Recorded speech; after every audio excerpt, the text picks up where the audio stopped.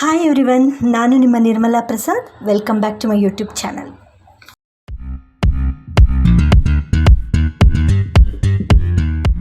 ಹೇಗಿದ್ದೀರಾ ಎಲ್ಲ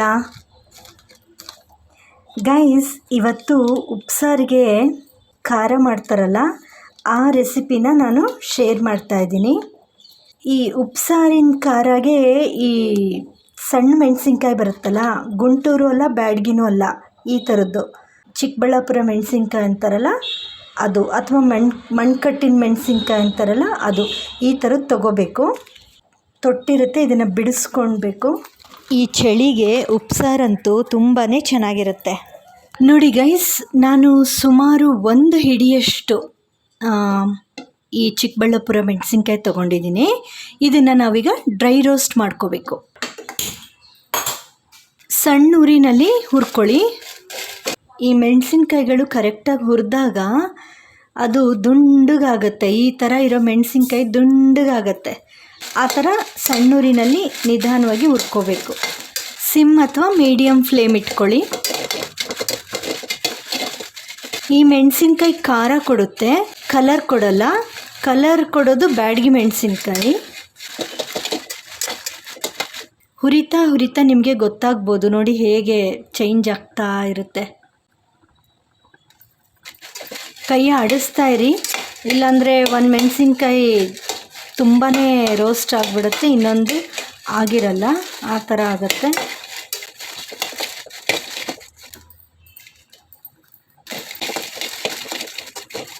ಇಷ್ಟು ಸಾಕು.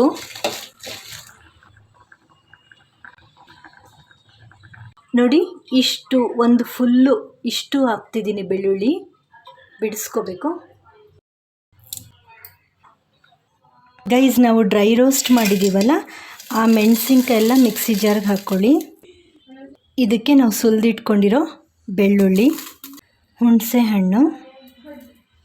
ನೋಡಿ ಗೈಸ್, ಇಷ್ಟು ಕಾಳು ಮೆಣಸು ಹಾಕಿ, ಸುಮಾರು ಇದು ಒಂದು 25ರಿಂದ 30 ಮೆಣಸಿದೆ, ನಿಮ್ಮಿಷ್ಟ. ಇನ್ನು ಈ ಮೆಣಸು ಕಾಳನ್ನು ನೀವು ಬೇಕಿದ್ರೆ ಜಾಸ್ತಿ ಮಾಡ್ಕೋಬೋದು. ಮತ್ತು ರುಚಿಗೆ ಬೇಕಾದಷ್ಟು ಉಪ್ಪು. ಕೊತ್ತಂಬರಿ ಸೊಪ್ಪು ಹಾಕೋಬೇಕು, ಬಟ್ ಫಸ್ಟ್ ಇದನ್ನು ಸ್ವಲ್ಪ ರಫ್ ಮಾಡ್ಕೊಳ್ಳೋಣ.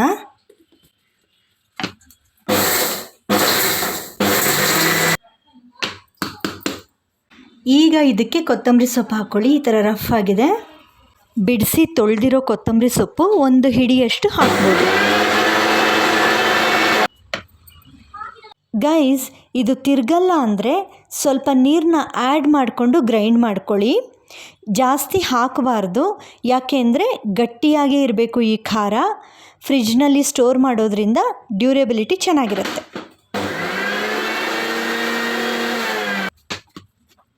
ನೋಡಿ, ಈ ಥರ ಮೆಣಸಿನ್ಕಾಯ್ದು ಸೀಡ್ಸ್ ಎಲ್ಲ ಕಾಣಿಸ್ತಿದೆ ಅಲ್ವಾ? ಸ್ವಲ್ಪ ನೀರು ಹಾಕ್ಕೊಂಡು ರುಬ್ಬಿದ್ರೆ ಪೇಸ್ಟ್ ಚೆನ್ನಾಗಿ ಬರುತ್ತೆ. ನಾನಿಲ್ಲಿ ಕುದಿಸಿ ಆರಿಸಿರೋ ನೀರೇ ಬಳಸ್ತಾ ಇರೋದು.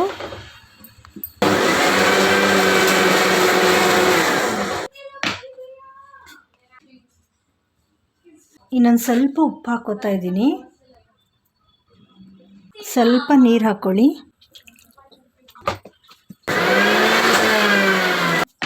ಆಲ್ಮೋಸ್ಟ್ ಗಟ್ಟಿ ಚಟ್ನಿ ಹದ.